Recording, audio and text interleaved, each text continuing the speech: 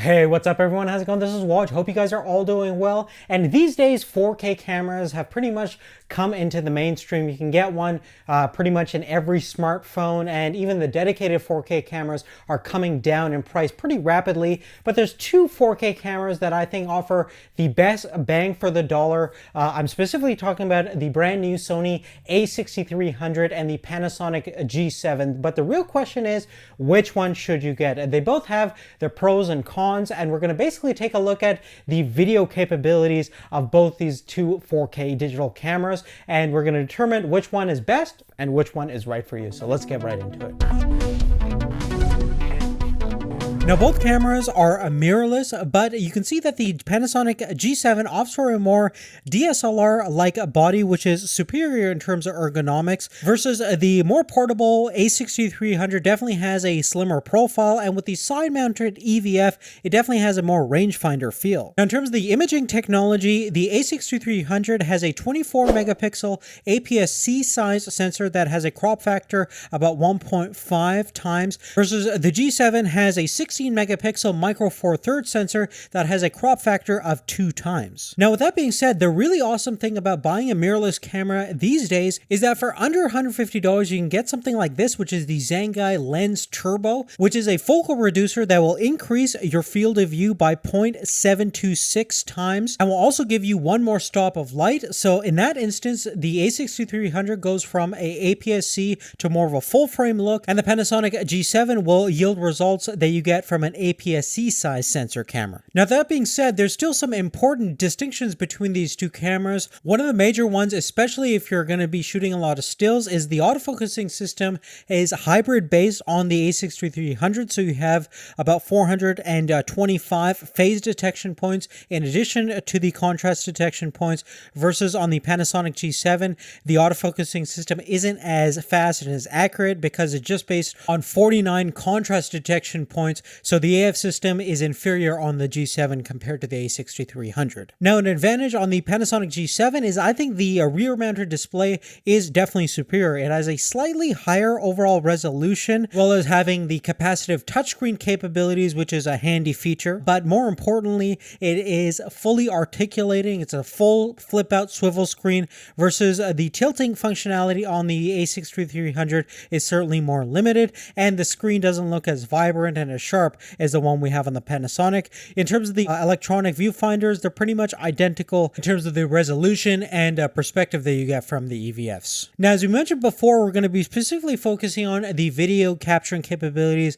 of both of these two cameras, specifically the 4K capturing capabilities. Now, in both cases, you can shoot 3840 by 2160 at 24 frames per second up to 30 FPS, and they can both shoot at 100 megabits per second at that specific resolution, which is pretty darn awesome. Now, the only really advantage that the A6300 presents is the fact that you can do 120 FPS at full HD versus you're limited to 60 FPS on the G7, so you do have some slow motion capabilities on the Sony, which is nice. Now in terms of inputs and outputs, both have mini HDMI out as well as microphone in via 3.5mm jack. Unfortunately, you don't have a headphone jack, but you can monitor your levels on screen, and you do have manual adjustments for your audio level, which is nice. Now, certainly the real question is which one yields a better image quality when it comes to 4K video, and I would say that the images are very similar 98% of the time. There's obviously a different color profile, and since you have different sensor dynamics, you're typically going to get different results in terms of overall color rendition. But in terms of sharpness, I would say that the Sony has a slight edge, not a huge difference. Again, you're only going to see a slight more detail based on my experience when you blow up the 4K image up to 200 times. I think the Panasonic does a fantastic job of resolving as much detail as it can, but in most circumstances I did find a little bit more detail on the Sony side. Now in terms of dynamic range, you can shoot at a flat picture style on both cameras, but the Sony takes it one step beyond of offering an S-Log3 gamma mode, which is going to definitely protect some of your highlights and preserve those details typically better than what you're going to find on the Panasonic G7. You're going to have to underexpose most of the time to get all your highlight information, versus the A6300 definitely gives you a little bit more flexibility when it comes to those tricky circumstances. In most scenarios, though, you're going to be very happy with both cameras in terms of how they resolve colors, how they handle fine detail. Really no issues there.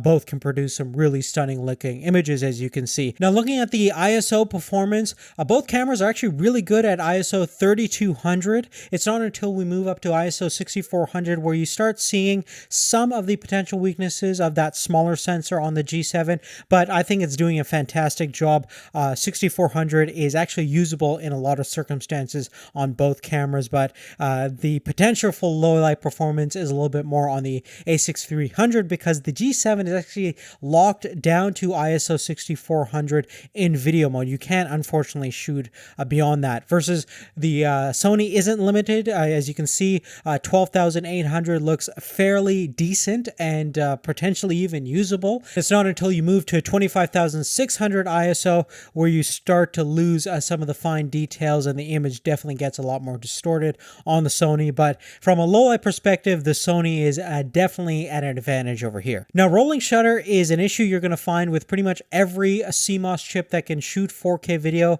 but the A6300 is a little bit worse than typically what we find with the Panasonic cameras. It certainly distorts vertical lines at a greater extent and gives you a more enhanced jello effect than the Panasonic G7, which has that slightly smaller sensor, which still presents the rolling shutter effect, but to a lesser extent. And of course, if you shoot 1080p, you're going to find fast-moving objects distort less. Now, in both cases, whichever camera you select, I think they're both very, very capable. They both have a lot of value.